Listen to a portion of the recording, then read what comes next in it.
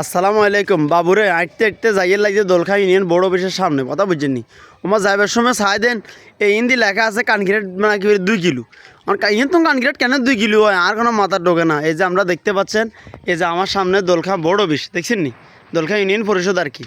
এইটার সামনে দিয়ে লেখা আছে এখান থেকে কানকিরেট নাকি 2 কিলো এখন মানুষ হাগল হইলে রশি দিয়ে বাঁধে রশি হাগল হইলে কী দিয়ে বাঁধে কোন হাগল লেগছে এটা আমার মাথা ঢোকে না আছে কাকা